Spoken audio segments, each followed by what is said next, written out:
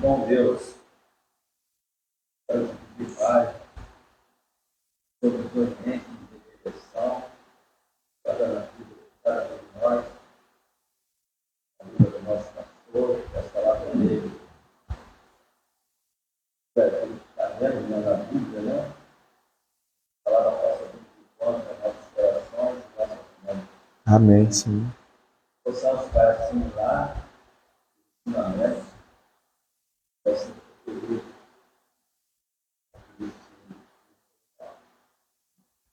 Então, eu queria providências, então, todas as pessoas também precisam caminhar, para as pessoas se deixar ouvir, isso não poderão ver. Eu posso estar orientando, pedindo, alimentando a palavra. Sim, Deus. E manda. Então, eu agradecer por essa oportunidade possa alcançar todas as vezes. Sempre conectado ao ensinamento, à tua palavra, não ficar na na obra. Sim, Deus. Precisamos ficar na vida fora. Vamos estar sempre em estabilidade para isso. Seja Deus, está fazendo, está fazendo a vida de cada um de nós. A oração, em nome de Jesus. Amém. Graças a Deus. Lembra uma das bem-aventuranças de Cristo? Ele falou o seguinte: bem-aventurado é aquele que ouve e pratica, guarda essas palavras, né? Porque Jesus, quando ele fala que bem-aventurado é aquele que guarda, é o que guarda no intuito de colocar em prática, né? Não é aquele que guarda como uma memorização apenas. É claro que é bom nós memorizarmos a palavra de Deus, nós guardarmos nesse sentido, né? Mas bem-aventurado é aquele que pratica essas palavras, né? E esse tem que ser sempre o nosso pedido quando nós estivermos aqui, né? Que tudo aquilo que o Senhor nos ensina, através da sua palavra, que nós possamos colocar tudo isso em prática, né? Mas que nós também possamos amar, né? Porque isso também tem uma diferença. Porque quando a gente coloca em prática de uma forma assim, mecânica, eu só vou obedecer porque eu tenho que obedecer. Não é esse o intuito de Deus para as nossas vidas, né? O intuito de Deus é que nós tenhamos prazer, mesmo que isso nos custe, né? Mesmo que isso nos custe caro, mas que nós tenhamos prazer. Por quê? Porque são mandamentos de vida eterna, são caminhos de paz. Às vezes a gente não entende, às vezes a nossa carne talvez reclama, né? Mas a gente precisa guardar essa bem-aventurança também, né? De colocar em prática, mas colocar em prática amando. Aí vamos recapitular aqui rapidinho como que termina o capítulo 9. O capítulo 9 inicia com a conversão de Paulo, né? E muitos consideram que o capítulo 9 e o capítulo 10 narra duas das mais importantes conversões que o livro de Atos narra, né? A gente vê no capítulo 9 um judeu, fariseu dos fariseus, tribo de Benjamim, né? Aquele que massacrava, perseguia, torturava, assassinava cristãos. A gente vê a conversão dele, a conversão de Paulo, e ele sendo integrado na igreja, né? Na família de Deus. E aí, logo no capítulo 9, tem uma mudança, que fala de Pedro, né? Indo até a cidade de Jope, e ali ele realiza 2 milagres. Pedro cheio do Espírito Santo, né? E a gente vê que os milagres vão progredindo. Ele realiza um grande milagre, que é o quê? Um paralítico saindo de uma cadeira. Imagina, eu nunca vi, né? Mas imagina você ser uma testemunha ocular de um milagre desse. Algo grandioso. Aí um pouco mais à frente, ele está com Tabita, né? E aí ele ressuscita no poder do Espírito Santo, claro, né? De acordo com os propósitos divinos, ele ressuscita uma mulher que tinha falecido. Olha que baita milagre. Imagina a gente, estamos num velório, imaginemos que nós estamos juntos num velório agora. E entra alguém cheio do Espírito Santo e fala, levanta. Um baita de um milagre.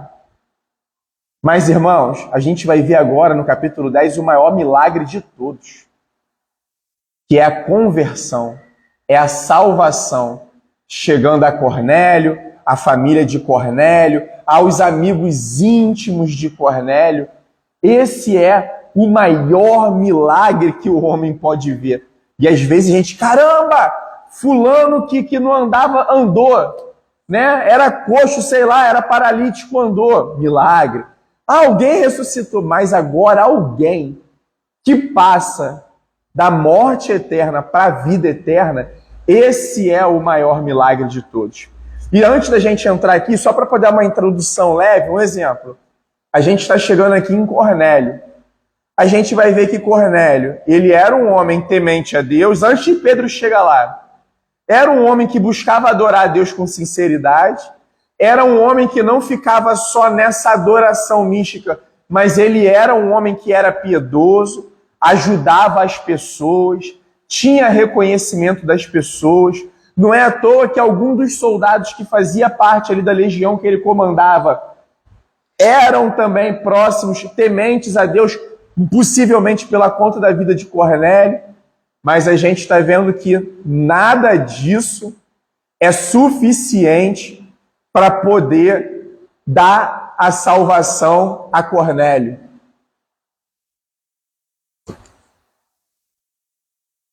O que foi necessário? Que o evangelho fosse pregado. Boa noite, meus amigos. Estamos aqui no início. Capítulo 10 de Atos. Paz. Né? A gente vê que o que vai salvar Cornélio, sua família, seus amigos, é o evangelho. O evangelho chega, aí sim, chega a habitação do Espírito, chega tudo que tem que acontecer, né? E nós vamos juntos aqui, estudando, né, e desenvolvendo esse capítulo, o capítulo 10.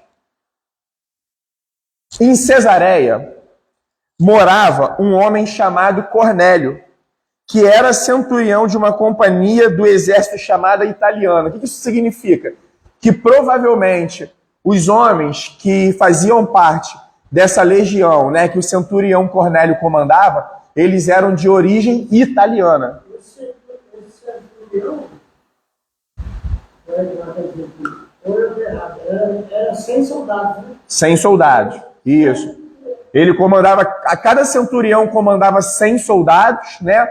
E lá tinha um destacamento, possivelmente em Cesareia, de 600 soldados.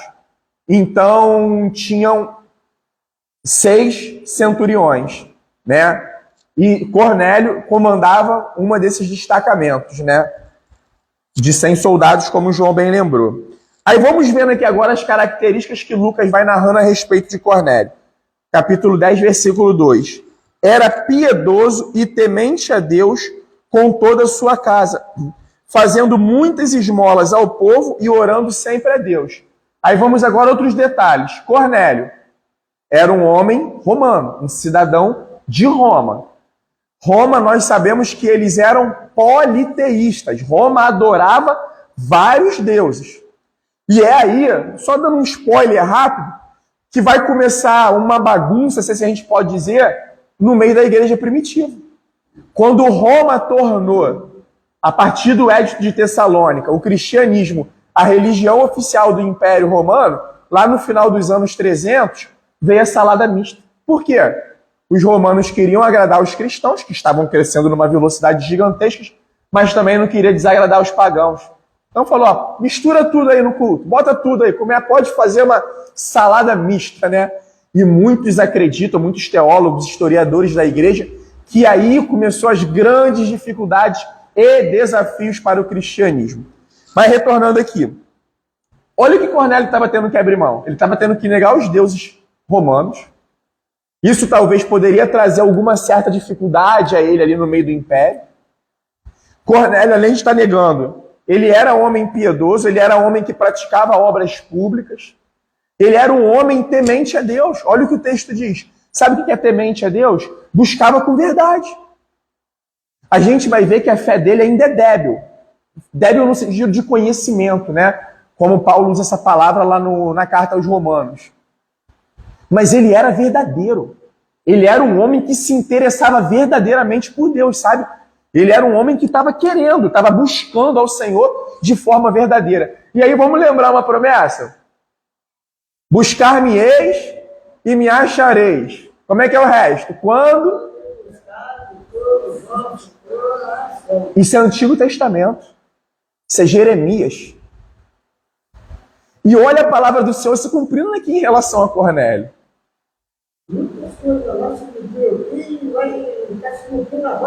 Sim, e continua se cumprindo hoje, João. A gente sabe o que a gente vai aprender aqui hoje nesse capítulo? Um exemplo. Nós estamos aqui reunidos, né? Diante do Santo Evangelho de Deus. Amém, irmãos? Sabe o que significa? Que todos nós estamos na presença do Senhor.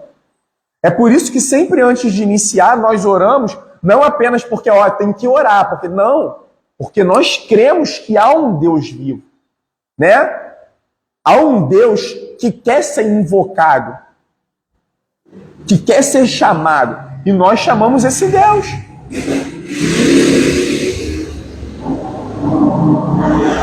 Numa postura de dependência, de humildade, reconhecendo que sem o Senhor a gente pode abrir a Bíblia aqui, ler, sem invocá-lo, mas vai ser uma palestra.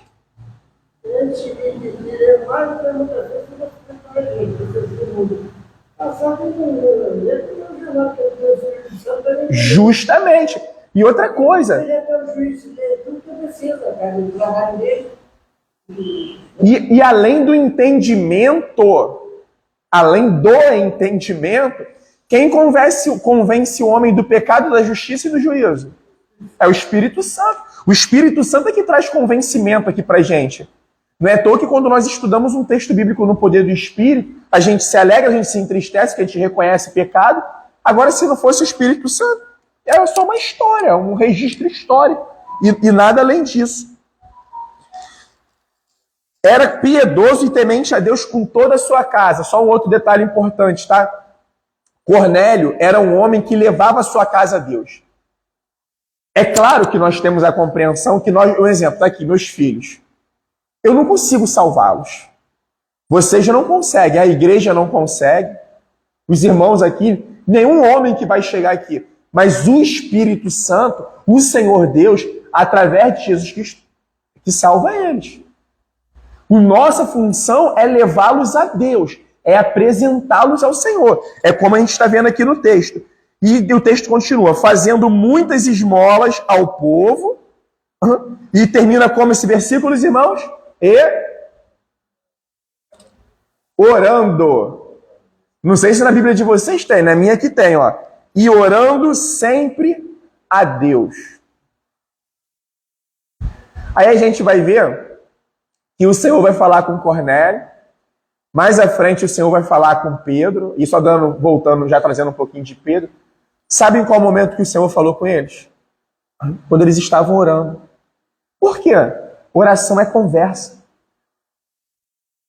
Às vezes a gente fica, mas eu não tô tendo discernimento, não estou tendo uma orientação. Estamos orando? Estamos buscando? Um dia, por volta de 3 horas da tarde, durante uma visão, esse homem viu claramente um anjo de Deus que se aproximou dele e lhe disse, só uma outra instrução importante, tá? Para não esquecer. O ministério de anunciar o evangelho foi dado aos homens ou aos anjos? À igreja ou aos anjos? Aos homens. Bem que os anjos queriam. Mas a única coisa que o anjo fez vai dar só uma orientação. Vai atrás de um homem. Cornélio, chama a igreja de Cristo para poder vir aqui até você. E lhe disse, Cornélio, este fixando nele os olhos e possuído de temor, perguntou, o que é, Senhor? E o anjo lhe disse, e esse Senhor aqui, né, não é assim uma referência a Deus, a Cristo. Porque, Por quê? Cornélio é um oficial. Vamos pegar os oficiais hoje aí, alguém do exército, da marinha, ou um policial, vê o tratamento deles, né? Geralmente é senhor.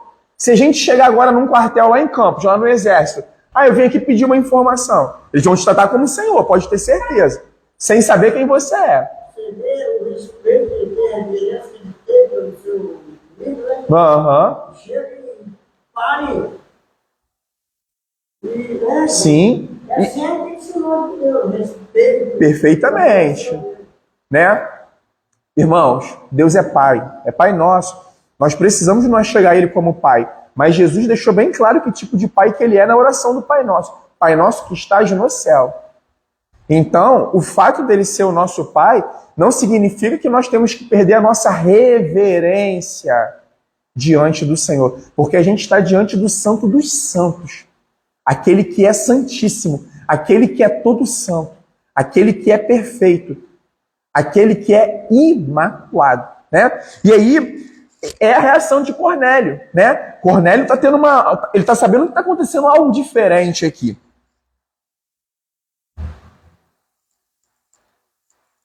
E o anjo lhe disse: as suas orações e as suas esmolas subiram para a memória diante de Deus. Coisa linda, tá vendo? Cornélio, ele tem suas dificuldades, assim, teológicas, a gente vai dizer, doutrinárias, mas ele é um homem verdadeiro. Ele é um homem verdadeiro, ele está buscando. E eu tenho certeza que a partir desse momento, o texto depois não segue falando sobre isso, mas que Cornélio foi integrado à igreja, aí ele compreendeu. As igrejas foram se formando, Cornélio está em Cesareia, a gente viu ali atrás que Filipe estava sendo enviado para Cesareia, vai nascer igreja em Cesareia, nós sabemos que nasceu igreja em Cesareia, e possivelmente Cornélio, né? A gente só não pode falar com certeza porque ele foi membro da igreja que se formou, porque era um homem que buscava, era um homem que tinha interesse. É o que nós fazemos, irmãos. Nas nossas terças, nos nossos domingos, a gente vem buscar, a gente vem refinar o nosso conhecimento, a gente vem se aproximar do Senhor para a gente poder conhecer a Deus, porque é a partir do conhecimento de Deus que nós adoramos a Deus da forma que Ele espera ser adorado, né? E que nós sabemos o que é verdade, o que é mentira, o que é falso evangelho, o que é verdadeiro evangelho. E ele diz, a tua vida, a tua busca, os teus atos têm agradado ao Senhor, esse é o entendimento. Aí agora ele fala, agora envie mensageiros a Jope e mande chamar Simão, que também é chamado de Pedro. Ele está na casa, ele está hospedado com Simão, curtidor, cuja residência está à beira-mar. Logo que o anjo lhe falava, se retirou. Cornélio chamou 2 de seus servos e um soldado piedoso dos que estavam a seu serviço, e depois de lhe explicar tudo, mandou que fossem a Jope. Cornélio chamou 2 servos e um soldado. Pessoas que com certeza, aqui o texto diz que era um soldado piedoso. Por que Lucas fez questão de registrar isso? Porque foram 3 pessoas lá para demonstrar a Pedro que eles eram pessoas verdadeiramente abertas a Deus. Eles estavam querendo crescer no conhecimento de Deus. E por que essa informação de Lucas, ele fez questão de colocar Simão, o curtidor? Pedro está na casa desse Simão curtidor em Jope. Esse Simão curtidor, por ele ser curtidor, ele tem contato com pele de animais. Se ele tem contato com pele de animais, ele tinha contato com animais mortos. Era um homem que então se tornava constantemente impuro, segundo a lei judaica. Está vendo como que Deus já está tratando o coração de Pedro também através dessas coisas? Quebrando. Sabe por quê, irmãos? Os judeus, tá? Eles continuam aqui ainda muito preconceituosos em relação aos gentios. A gente já viu eles preconceituosos em relação aos samaritanos, que são judeus, mas eles não consideravam judeus. Consideravam judeus híbridos, judeus contaminados. Com gentios, eles ainda continuavam com seu coração duro em relação aos gentios. Está vendo como é que Deus está trabalhando o tempo inteiro no coração? É assim com a gente, tá? Nós somos pessoas que estamos sendo forjadas. Vamos pegar aqui João, meu pai, os anciãozinhos aí da igreja, né? Indo, cabelinho branco, cheio de experiência. Quem disse que João e meu pai ainda não estão sendo formados?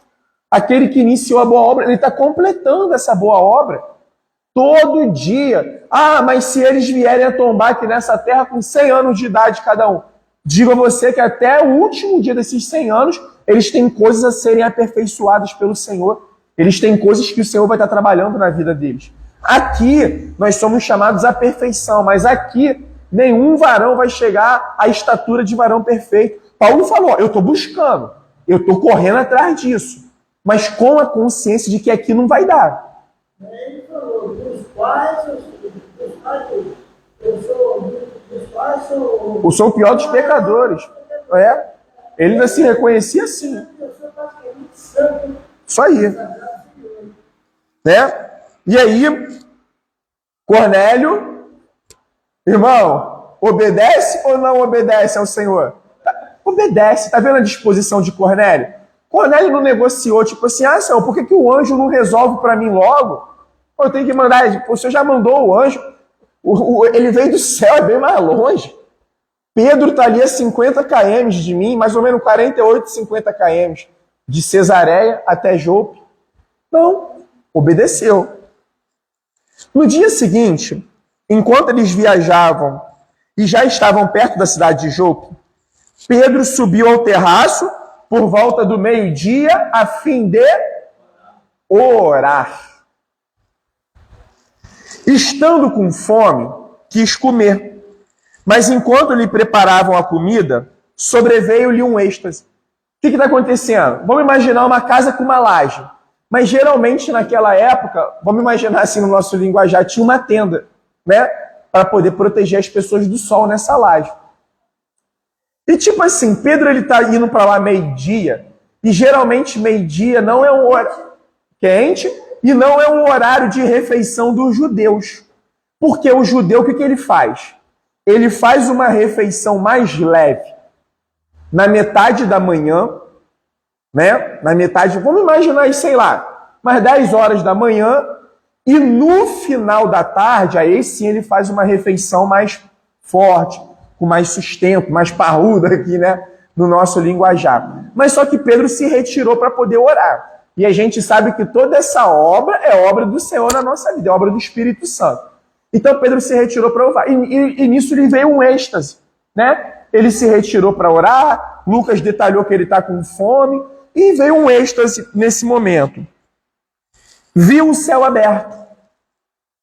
E um objeto como se fosse um grande lençol, que descia do céu e era baixado à terra pelas 4 pontas, contendo todo tipo de quadrúpedes, répteis da terra e aves do céu. E ouviu-se uma voz que se dirigia a ele. O que acontece? Se eu não me engano, no capítulo 11 de Levítico, realmente tinham animais que eram impuros aos judeus, ou ao povo de Deus. O povo que ia se juntando ao povo de Deus, que começava a fazer parte da aliança, e nós sabemos que tinham animais que realmente eram impuros para o judeu comer. Mas só que Pedro não está compreendendo a nova era que Cristo inaugurou. O que a lei se cumpriu, o que da lei se cumpriu no próprio Cristo. E Pedro era um rapaz ainda que estava lá preconceituoso, cheio de preconceito. A gente vê um gentio que obedece de pronto à voz de Deus. E ambos tiveram uma experiência assim, sobrenatural. Um com o anjo e Pedro aqui com o êxtase, vendo o céu aberto.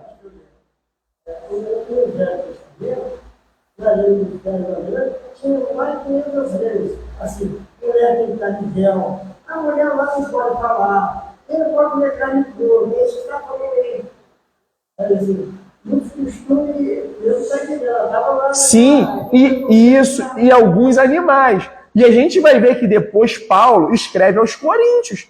Paulo falou, vocês podem inclusive comer as carnes que foram sacrificadas aos ídolos.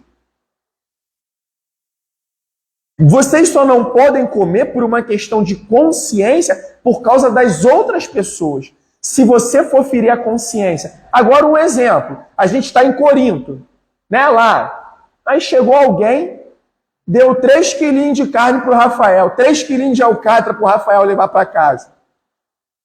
Rafael, um bom cristão, temente a Deus, Rafael e Lívia, sabiam que essa carne foi sacrificada aos ídolos. Pode levar para casa. Vai para casa lá, faz o teu bifezinho de alcatra e come. Qual era o questionamento de Paulo? Se você está num local que tem mais pessoas, aí Rafael Olívia chamou uma galera ali, uns amigos íntimos e os parentes para estar lá, que não são cristãos, ou talvez ainda não tão maduros na fé quanto vocês. E aí os caras vão, Rafael, foi fulano que te deu, essa alcatra aí foi sacrificada aos ídolos, meu irmão. Aí Rafael, por uma questão de consciência, para não pesar a consciência dos outros, aí ele se abstém. Mas Rafael sabe que se ele comer aquilo dali, está santificado. Por quê? O que contamina o homem não é o que entra, é o que sai, é ao inverso. Jesus falou sobre isso. E aí nós vamos seguindo aqui. Aí veio uma voz do céu e disse para Pedro, levante-se, Pedro, mate e coma. Mas Pedro respondeu, de modo nenhum, Senhor. Um apóstolo, um homem chamado a levar o evangelho, de modo nenhum, Senhor. Está desobedecendo. Viu o céu aberto, uma ordem que vem do céu, de modo nenhum, Senhor. Por mais que nós saibamos que a intenção dele aqui seja boa, sabe? Porque nunca comi nada que fosse impuro ou imundo. Pela segunda vez a voz lhe falou, não considere impuro aquilo que Deus purificou.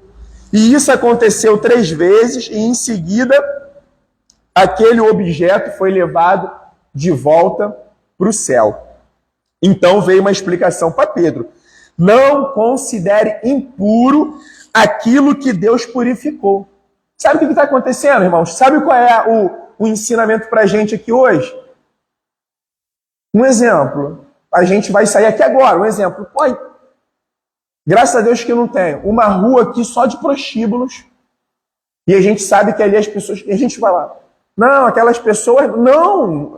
Eles sim, por que não? Vai saber se nessa missão que a gente vai anunciar para 100 pessoas, não tem 5 ali que Deus vai pegar. Não tem uma.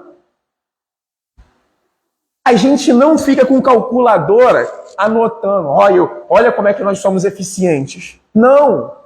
A nossa missão é ir anunciar. É o que o Senhor está chamando a Pedro. E sabe o que está acontecendo?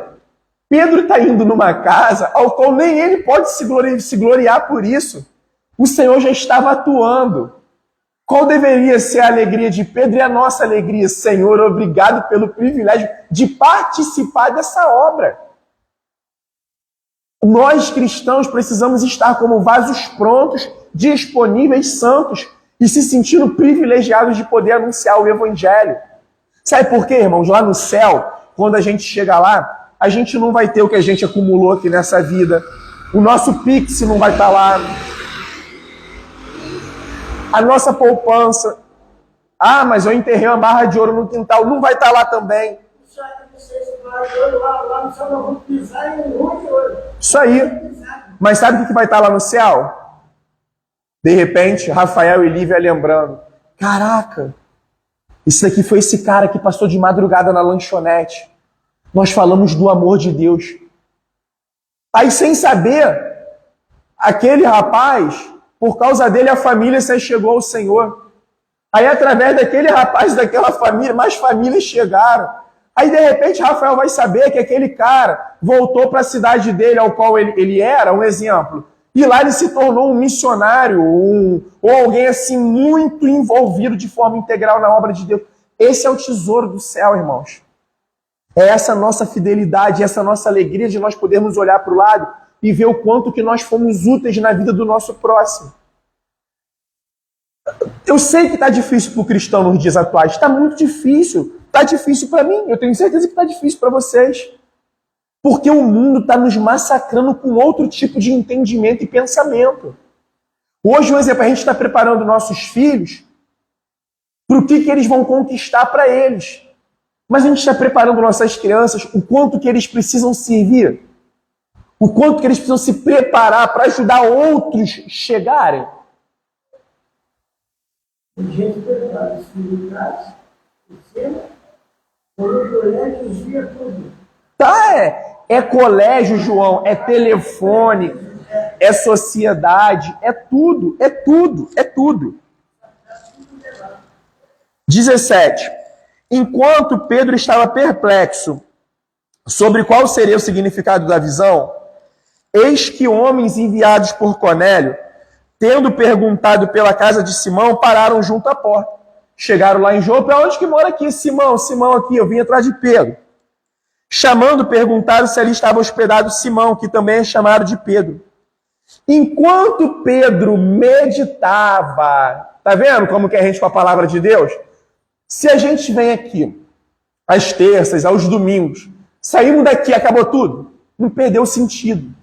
A palavra de Deus, como diz Jeremias, é para a gente ruminar. E o ruminar é o movimento do porco, né? Porque o porco, ele pega o alimento e o ruminar, ele tritura. O boi, ele fica, ó. Reparou como que o boi, o gado, ele fica, ó, ali, ó.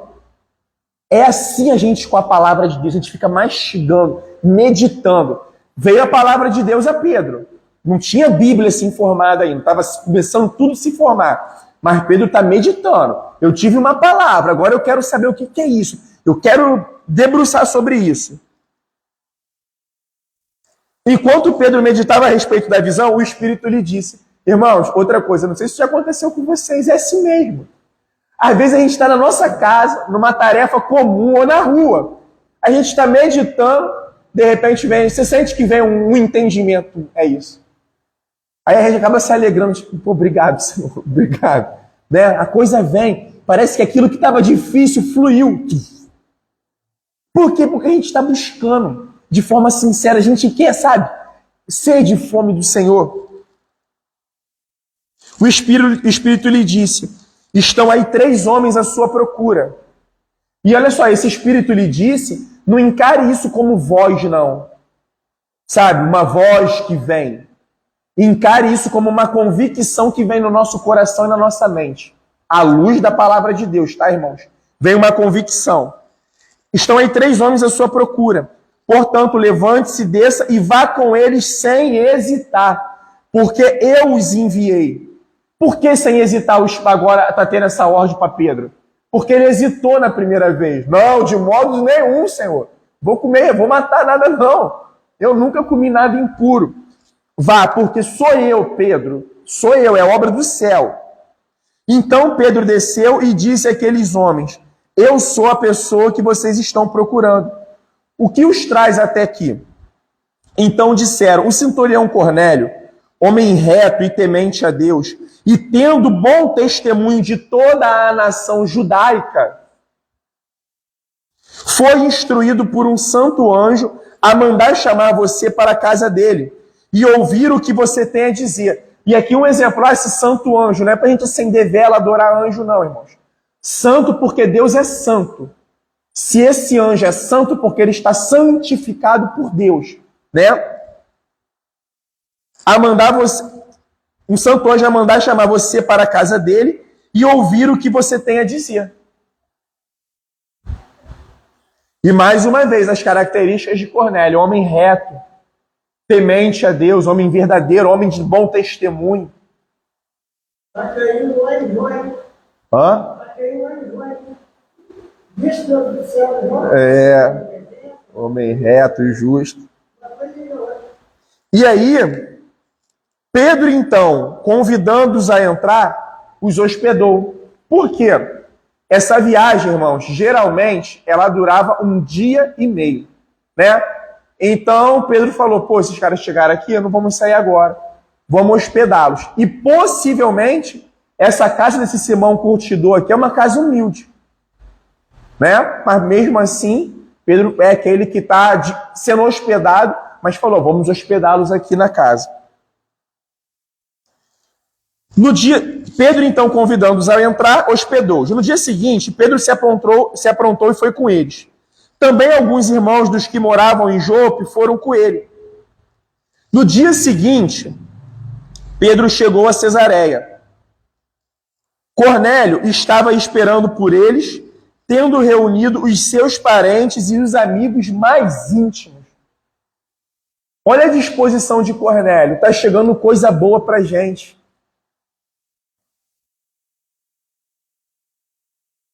E tipo assim, vamos pensar, Cornélio. Centurião romano, irmãos. Cheio de homens ao serviço dele. Um homem que só pela sua posição militar já tinha respeito na sociedade. Com certeza, boa condição financeira. Mas Cornélio sabia que faltava algo na vida dele.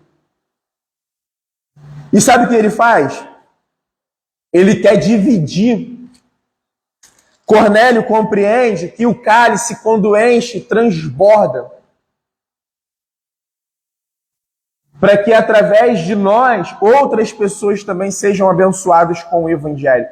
Por isso que a gente precisa ter essa disposição constante de fazer com que mais pessoas ouçam a palavra. Sabendo que a gente não vai salvar ninguém, tá, irmãos? Guardemos isso. A gente não precisa ficar com essa responsabilidade achando que nós salvamos. Não. Mas que nós temos esse desejo de que amigos, parentes, familiares ouçam também essa mensagem, né? Então, Cornélio reuniu aquele povo. Versículo 25. Quando Pedro estava por entrar, Cornélio foi ao seu encontro e, prostrando-se aos pés dele, o adorou. Por que Cornélio faz isso? Porque Cornélio ainda não tem a compreensão. Ainda tem aquele entendimento raso. E está chegando um apóstolo na casa dele, né? É uma atitude talvez assim de achar que Pedro fosse Deus. Mas caramba, Pedro é alguém assim muito especial. Mas só que Pedro tinha essa compreensão de quem era Pedro, né? Pedro sabia quem ele era. Mas Pedro o levantou dizendo: levante-se, porque eu também sou apenas um homem. Pedro não quis receber adoração. Falando com ele, Pedro entrou, encontrando muitos reunidos ali, a quem se dirigiu dizendo: vocês bem sabem que um judeu está proibido de se juntar a um gentio. Então você vê que Pedro, ele guardava. Se não fosse essa visão do lençol, ele ainda guardava as leis judaicas, né? Pedro era um judeuzão ainda, sabe? Cristão, mas cheio de judaísmo. Mas só que a gente entende Pedro, tá, irmãos? A gente não está aqui tacando pedra em Pedro, não. Né? Até porque é a nossa história de conversão, é a nossa vida. Quantas cracas que foram saindo com o tempo. Quantas cracas nós estamos aqui ainda e o Espírito Santo está vindo todo dia com a bucha santa e esfregando a gente. Tem mancha que está saindo mais rápido. Tem mancha que está mais pesada. E o Senhor está nos santificando. Pai, santifica-os na verdade. A tua palavra é a verdade. Vocês sabem que um judeu está proibido de se juntar a um gentio ou de entrar na casa dele. Mas Deus me mostrou que eu não devo considerar ninguém impuro ou imundo. Por isso, uma vez chamado, eu vim sem vacilar. E agora pergunto, por que motivo vocês mandaram me chamar? E na verdade, tá? Os gentios, eles nutrem esse sentimento de terem bastardos, sabe? Filhos que não são bem aceitos pela família, né? E olha que interessante. O Senhor usou Pedro para poder abrir a porta do evangelho aos judeus. Lembra? Descida do Espírito Santo, pregação ousada de Pedro. Irmãos, esse povo aí não está bêbado, não. O que vocês estão vendo é a profecia de Joel, beleza. A gente viu que Filipe, no capítulo 8, se eu não me engano, no capítulo 8, estava em Samaria, pregando aos samaritanos. E a gente vê que os que estão em Jerusalém são informados que o povo de Samaria está se convertendo, acreditando no evangelho. Pedro e João foram lá, oraram, impuseram as mãos, descida do Espírito Santo sobre os samaritanos.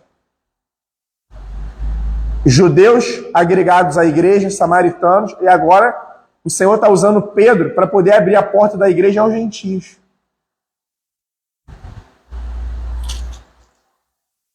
E eu estou no versículo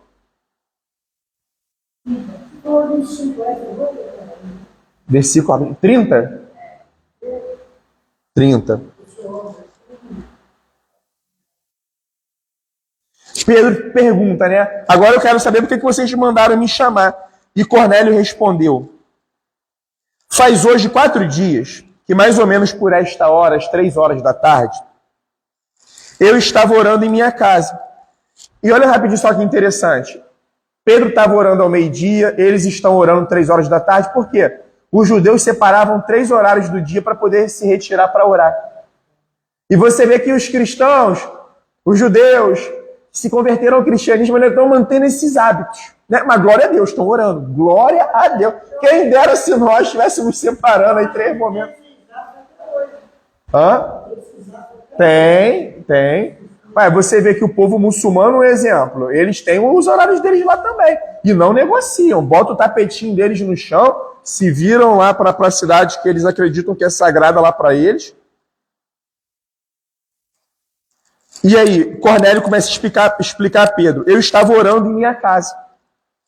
De repente se apresentou diante de mim um homem vestido com roupas resplandecentes que disse: Cornélio, a sua oração foi ouvida e as suas esmolas foram lembradas na presença de Deus. Envie, pois, alguém a Jope e mande chamar Simão, que também é chamado Pedro. Ele está hospedado na casa de Simão Curtidor, à beira-mar. E aí Cornélio continua falando: portanto, sem demora, mandei chamá-lo. E você fez muito bem em vir. Agora estamos todos aqui, aonde, irmãos? Diante de Deus, na presença de Deus, prontos para ouvir tudo que o Senhor ordenou a vocês. Lembra que eu falei com vocês que todo nosso encontro nós estamos na presença de Deus? Toda reunião, aqui nós não estamos fazendo uma reunião em torno do pastor, em torno dos irmãos. Nós estamos fazendo aqui uma reunião em torno do Evangelho, que significa que todos nós estamos diante da presença de Deus. E aí a gente pensa, uma terça-feira simples, uma noite. Olha que coisa maravilhosa, irmãos. Deus nos colocou diante da presença dele.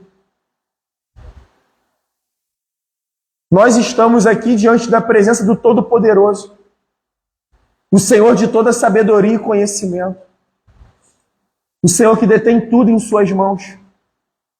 Vamos ser sinceros. Poderíamos, mas não é bem melhor do que estar de frente da Netflix, qualquer outra coisa. É isso que nós precisamos voltar a cultivar. Guardar com entendimento, sabe? Que não é um protocolo. Eu não vou por ir, eu vou porque eu vou para a presença diante do Todo-Poderoso. Porque Ele está se revelando diante de mim. Um exemplo, ó, estamos caminhando para 1 ano. Agora em dezembro, dia 10, vai fazer 1 ano que a gente está se reunindo, né? Olha o que Deus nos proporcionou, irmãos. Evangelho de João, Evangelho de Lucas, muita parte dos textos do texto de Apocalipse, carta aos Romanos, livro de Atos. Foi isso, né? Teve mais algum? Não, né? Atos, né? Olha quanta porção, capítulo por capítulo, versículo por versículo. Olha quanta coisa nós aprendemos, irmãos. Olha quantas coisas do Senhor nos santificou. Olha quantas coisas nós fomos levados ao arrependimento. Olha quanto que Deus nos ajudou a nós, discernirmos os espíritos, ver se vem do Espírito Santo ou de outro espírito. A nós sabermos o que é verdadeiro e o que é falso.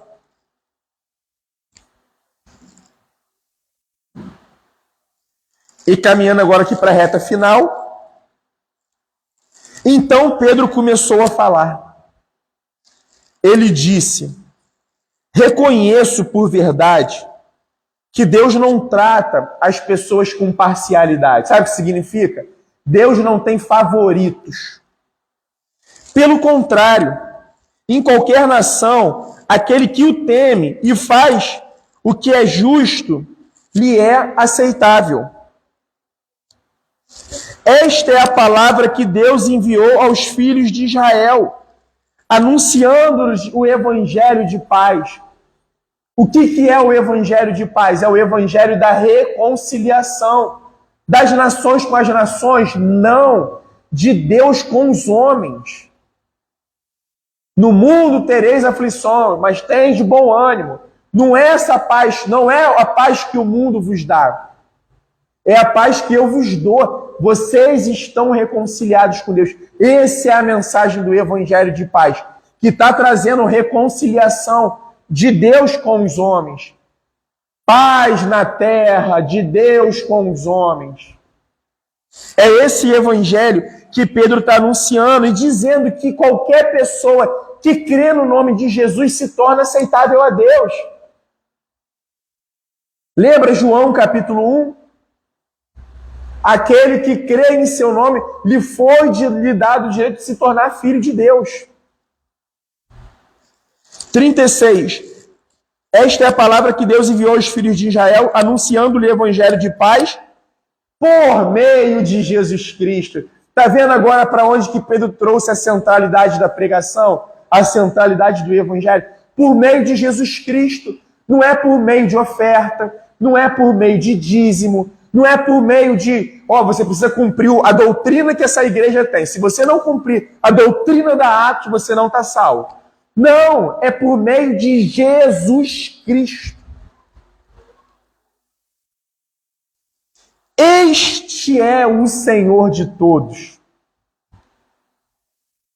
E olha isso no contexto de Roma. Porque Roma tinha um Senhor, os imperadores. Não é à toa que Roma instituiu o culto ao imperador. Quantos cristãos nós sabemos? A gente estudou isso nas 7 igrejas do Apocalipse. Quantos cristãos que foram mortos porque não quiseram adorar os imperadores romanos? Tem até uma igreja que o Senhor fala, o trono de Satanás está estabelecido no meio de vocês. Por quê? Diziam adorar o Senhor, mas também adoravam o imperador.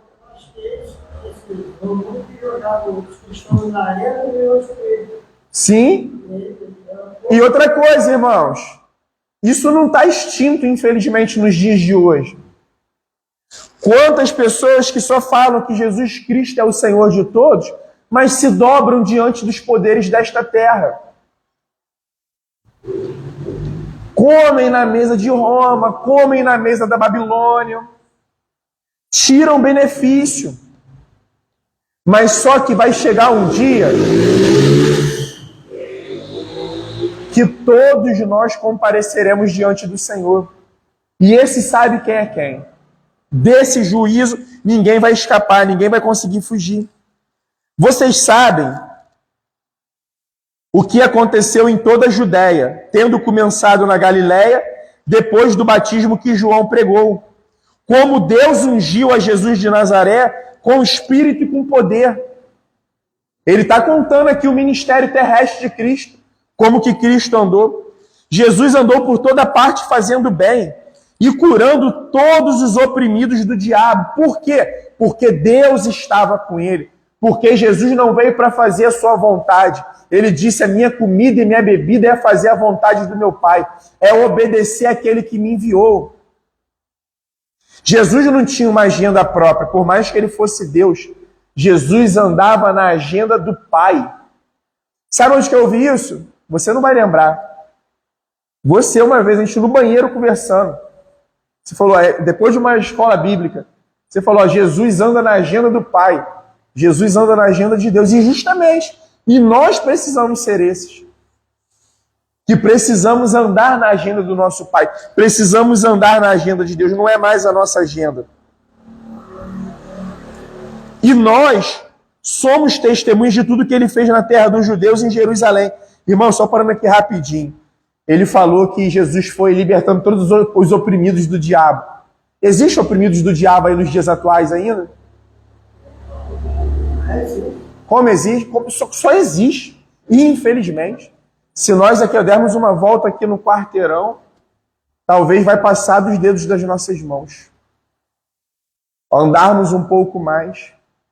Mas esse evangelho continua poderoso, amém? E nós somos testemunhas de tudo que ele fez na terra dos judeus em Jerusalém. Depois eles os mataram pendurando no madeiro. Ó, ele já pregou aqui, ó, sobre o Cristo Emanuel, Deus conosco, que andou entre os homens. Ele já anunciou aqui o Cristo que foi morto. E, na verdade, Jesus não foi um Marte. Não. Ele foi aquele que morreu a nossa morte. Nós só temos vida por causa da morte de Jesus. Isso aí. E depois ele continua, mas Deus o ressuscitou no terceiro dia e concedeu que fosse manifesto, não a todo o povo, mas às testemunhas que foram anteriormente escolhidas por Deus. Não foi toda a nação de Jerusalém que viu Jesus ressurreto. Quem viu foi as pessoas que Deus tinha escolhido de antemão para poder vê-lo. E agora ele está anunciando o Cristo ressurreto, que vive. Isto é, a nós que comemos e bebemos com ele, depois que ressurgiu dentre os mortos. Jesus nos mandou pregar ao povo e testemunhar que ele foi constituído por Deus como juiz de vivo e de mortos.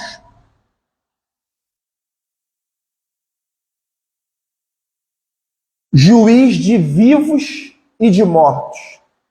Olha que detalhe importante. Ninguém escapa. Nem judeu, nem gentio, nem morto, nem vivo, nem rico, nem pobre, nem pessoas de etnias ou raças diferentes. Ninguém escapa. Dele todos os profetas dão testemunho que, por meio do seu nome, todo que nele crê recebe remissão dos pecados, recebe perdão dos pecados. Está vendo? Cornélio não era um homem salvo. O evangelho está chegando. O evangelho chegou. O evangelho foi pregado. Agora a gente está vendo o finalzinho. Enquanto Pedro falava estas palavras, aí sabe o que eu fico pensando? Olha que interessante. Às vezes a gente quer preparar um cenário todinho para no final as pessoas serem convertidas. A gente acha que é o cenário, é a nossa maneira. Irmãos, Pedro está pregando. No meio da pregação, aprova o Senhor já começar o Espírito Santo fazer a obra e converter aqueles homens, irmãos. Esse é um perigo, muitas vezes, nosso enquanto igreja, querer engessar o Espírito Santo. Querer achar que o Espírito Santo caminha no nosso método. Não, tem que ser esse louvor para poder emocionar no final. Não, no final tem que ser assim. Tem que ser esse ritual, tem que ser dessa maneira. Não tem problema você chamar as pessoas à salvação, não. É o que a gente faz o tempo inteiro quando está pregando o Evangelho. O problema é a gente querer achar que o Espírito Santo precisa da nossa ajuda. Que os nossos métodos... Isso anula, irmãos, completamente. Ou melhor, o Espírito Santo anula tudo isso. Não precisa. Olha o que está acontecendo aqui. Isso é Bíblia. Enquanto Pedro falava estas palavras, o Espírito Santo caiu sobre todos os que ouviam a mensagem. Vamos dizer assim, um Pentecoste gentio aqui acontecendo. E os fiéis que eram da circuncisão, que tinham vindo com Pedro, os judeus convertidos ao cristianismo que tinha vindo com Pedro, admiraram-se. Por quê? Porque sobre os gentios foi derramado o dom do Espírito Santo, pois eles os ouviam falando em línguas e engrandecendo a Deus. Lembra o mesmo padrão lá do Pentecostes? Que as pessoas falavam em línguas, cada um ouvindo, cada um na sua própria língua materna, os outros falando. O quê? Sobre as grandiosidades de Deus. Todo o dom é para dar glória a Deus. Eles estão aqui falando sobre as grandiosidades de Deus e engrandecendo a Deus. Então Pedro disse: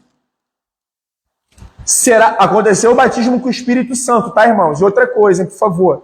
Aqui, o que nós cremos aqui, né, inclusive como teologia, como doutrina, que essa questão, o batismo do Espírito Santo se evidencia com o falar línguas, tá?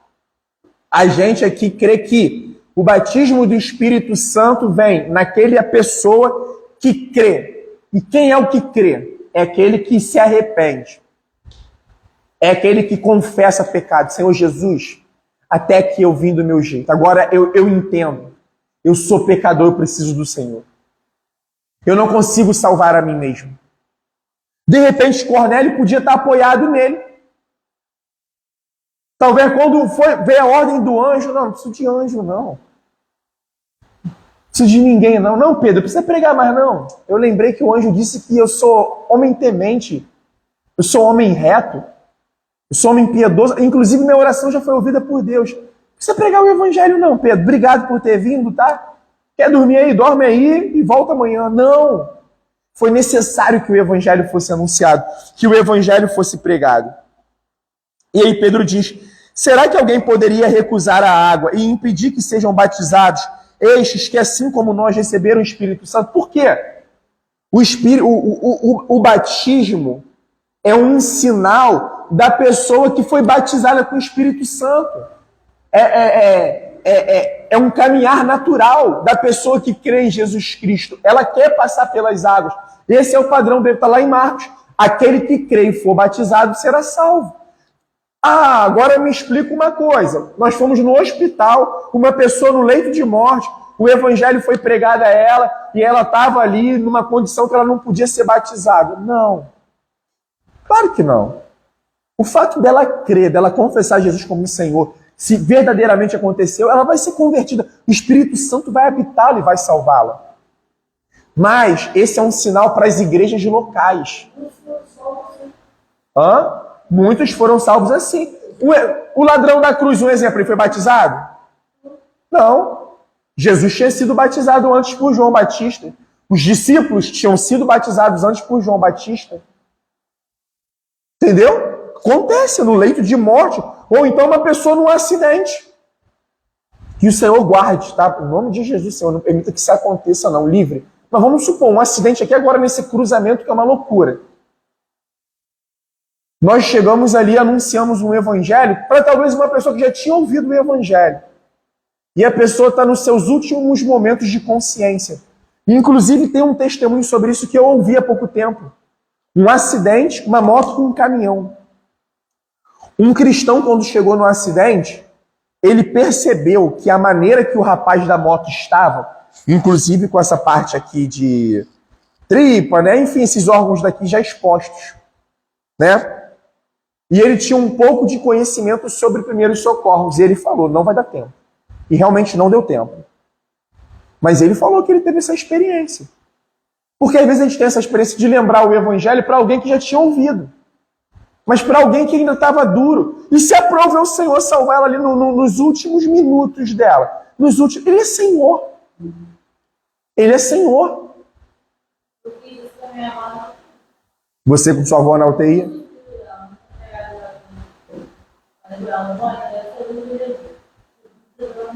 Aí, tá vendo? Uma experiência aqui, ó. Sim. Aí, tá vendo? Jesus faz um sinal. Dentro do mão, sempre de alguma coisa. Ou balança a cadeira. Ó, Deus me deu a oportunidade, acho que tem uns 2 anos. Um grande amigo meu, que trabalhava embarcado, né? E a mãe dele estava internada, e a família dele é bem pequena aqui em São João da Barra. Era ele, a mãe e o pai. Ele é casado, né? Claro, tem filhos. E a mãe dele internada no Beda, em Campos. O pai dele também tinha umas limitações na saúde, e Deus me deu a oportunidade de eu ficar revezando com ele, né? Cheguei a anunciar para ela consciente, chegamos a anunciar na casa dela, e ela teve momentos finais às quais ela entrou em coma. Eu vou ser sincero para vocês, teve uma vez que eu reparei até 2 enfermeiras rindo de mim.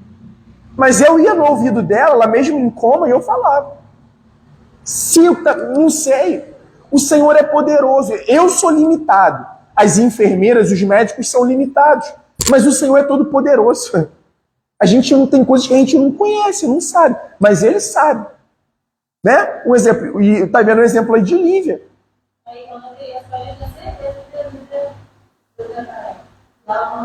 E olha só, olha que interessante. Vive uma cristã, pessoa habitada pelo Espírito Santo de Deus. Da onde que vem essa certeza? É do Senhor. É que nem essa voz de Pedro. Você ouviu uma voz te falando, assim, audível, mas você tinha uma convicção, não tinha? Então, é isso. É o que aconteceu com Pedro aqui, essa convicção. Sabe? E assim somos nós. Pessoas que buscamos ao Senhor em oração. E a gente não pode titubear, não. Porque tem coisas, às vezes, que a gente dá um passo com convicção. Aí depois parece que Deus não estava no negócio. Irmãos, Deus está no negócio. Se você teve um discernimento e se você realmente buscou o Senhor em oração, é porque os nossos olhos naturais nos puxam muito para trás. E às vezes Deus permite, vai para a prova. Quem levou o Jesus para o deserto, irmãos?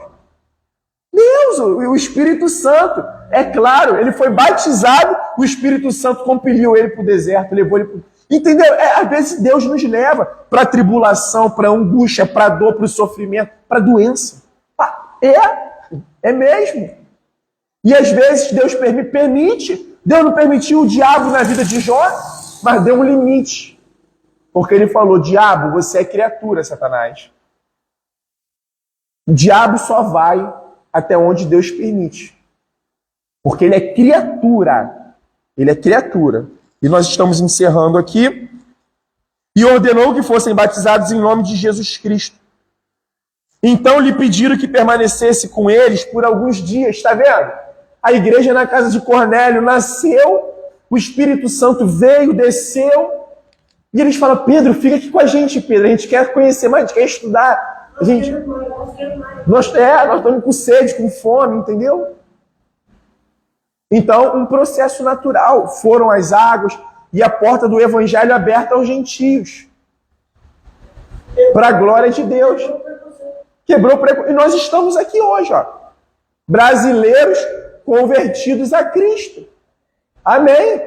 Fizemos parte, fomos aceitos na família de Deus. E, na verdade, só para a gente poder encerrar mesmo, às vezes as pessoas compreendem errado, inclusive muitos judeus, tá? Judeu que eu digo judeu mesmo, lá em Israel. Irmãos, Deus elegeu Israel, não foi por causa dos méritos de Israel, não, tá? Deus não olhou assim as nações, a melhor é Israel. Não! Deus escolheu Israel porque fazia parte dos propósitos de Deus escolher Israel. Não foi por mérito de Israel. E uma coisa que talvez Israel não tenha entendido, e até hoje não entendeu, é que o Senhor chamou Israel para ela chamar os gentios à luz, chamar as nações à luz. Mas só que chegou uma época da história que os profetas denunciam que as nações vizinhas de Israel estavam boquiabertas com Israel. Porque elas ficavam assim, não são eles que são o povo de Deus? Olha o que eles praticam. Nem as nações vizinhas estavam praticando tantas abominações ao Senhor como Israel estava. E essa deve ser a nossa preocupação enquanto igreja. As nossas vidas, as nossas famílias. Quando as pessoas olham para a gente, elas ficam assim, eu vejo Jesus, caramba, aquilo lá é o povo que diz que é povo de Deus? E nós precisamos fazer essa meia-culpa sim, irmãos. Nós, enquanto igreja, agora eu quero falar de uma forma geral, nós estamos envergonhando o evangelho nessa nação.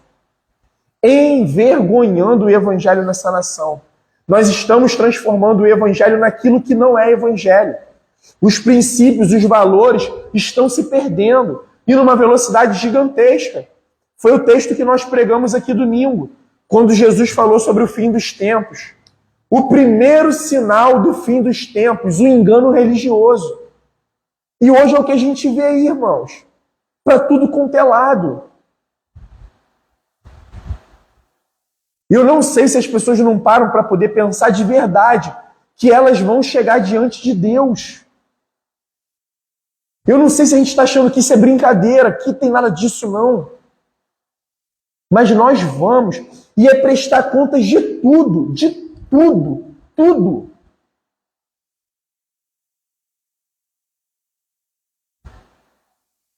E isso é um alerta importante para a gente. A gente está vendo que a igreja está nascendo aqui, irmãos, cheia de dificuldade, cheia de luta, cheia de perseguição. Por fora, aí depois o diabo falou, agora eu vou mandar por dentro. Começou atacando por fora, agora vou começar a atacar por dentro. Isso acontece até hoje. Nós começamos a pregar, nossa igreja, da congregação,